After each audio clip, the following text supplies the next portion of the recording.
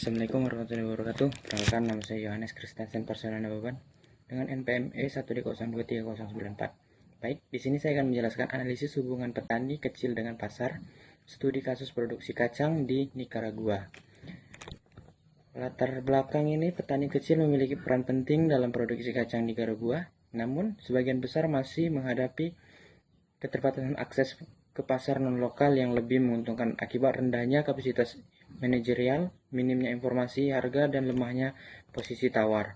Tujuannya untuk menganalisis hubungan antara dua jenis intervensi penguatan akses pasar, yaitu pelatihan kewirausahaan atau entrepreneurial practice dan pendekatan kerja sama tingkat komunitas atau municipality engagement terhadap tingkat komersialisasi petani kecil di Nicaragua.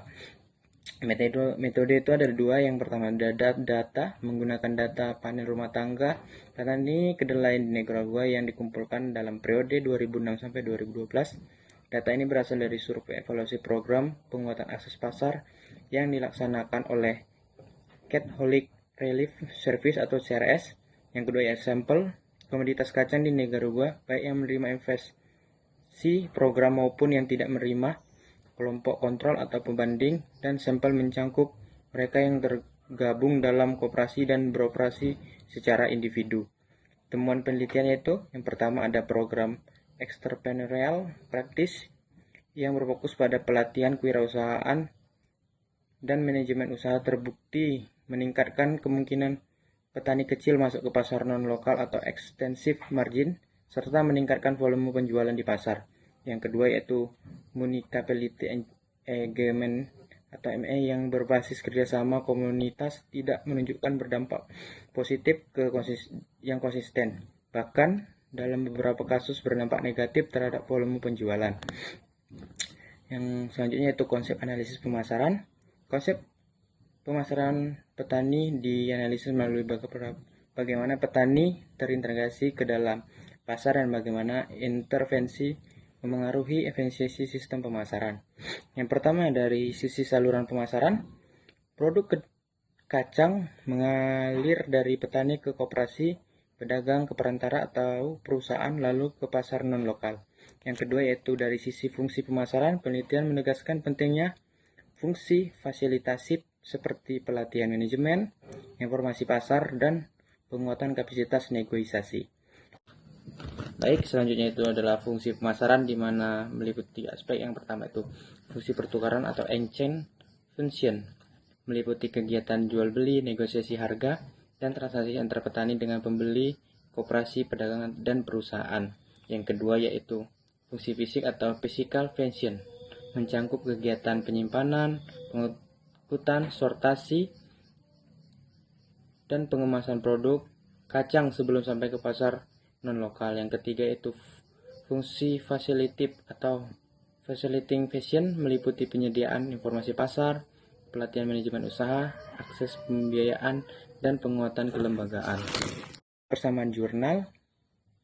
Yang pertama, petani kecil kacang di Nicaragua dengan kondisi nyata petani cabai rawit di Desa Gembong Raya. Kedua kelompok petani sama-sama didominasi oleh usaha tani skala kecil dengan berdasarkan lahan modal dan akses teknologi, sehingga kapasitas produksi mereka relatif terbatas dan sulit memenuhi permintaan pasar besar secara konsisten, dan keduanya memiliki ketergantungan tinggi terhadap pedagang, perantara atau tengkulak, karena jalur ini dianggap lebih mudah, cepat, dan minim risiko, meskipun harga yang diterima cenderung lebih rendah. Yang kedua yaitu pola ketergantungan jangka panjang. Di kedua kasus, hubungan petani dengan pedagang sering bersifat jangka panjang dan tidak tertulis. Petani merasa aman menjual ke pedagang yang sama karena sudah saling percaya meskipun harga lebih rendah. Permasalahan di Desa Gembong ini ada 4. Yang pertama itu permasalahan struktur pasar, di mana petani di Desa Gembong Raya masih bergantung pada tengkulak atau pedagang perantara sebagai pembeli utama, dan jumlah pembeli yang terbatas menyebabkan struktur pasar cenderung oligosoli. Yang kedua, permasalahan seluruh pemasaran. di mana seluruh distribusi produk masih panjang dan kurang efisien, yaitu dari petani ke tengkulak, ke pedagang besar dan pasar, dan rantai pemasaran yang panjang menyebabkan margin keuntungan petani semakin kecil. Yang ketiga yaitu permasalahan fungsi fisik pemasaran, di mana masih terbatasnya fasilitas pasca panen seperti penyimpanan, sortasi, grading, dan pengemasan menyebabkan kualitas produk kurang seragam. Yang terakhir yaitu permasalahan kapasitas manajerial dan kelembagaan, di mana kelompok tani belum berfungsi optimal sebagai lembaga ekonomi yang kuat, dan sebagian besar petani belum melakukan pencatatan biaya produksi, analisis keuntungan, maupun perencanaan pemasaran. Rekomendasi dan strategi untuk Desa Gembong Raya itu, strategi yang dapat diterapkan di Desa Gembong Raya sebaiknya fokus pada penguatan kapasitas bisnis petani dan perbaikan sistem pemasaran. Yang pertama ada perlu dilakukannya penguatan kelompok tani atau koperasi agar berfungsi sebagai lembaga ekonomi yang mampu mengumpulkan hasil produksi melalui melakukan sortasi. Yang kedua, pelatihan kewirausahaan dan manajemen usaha tani perlu diberikan agar tani mampu menghitung biaya produksi, menentukan harga jual yang menguntungkan, serta melakukan negosiasi dengan pembeli secara lebih profesional.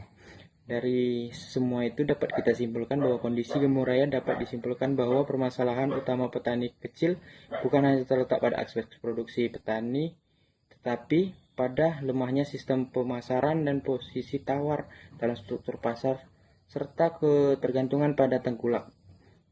Panjangnya seluruh distribusi, keterbatasan fasilitas panen, serta rendahnya kapasitas manajerial dan kewirausahaan menyebabkan petani belum mampu memperoleh harga yang optimal. Mungkin sekian dari presentasi saya ucapkan terima kasih.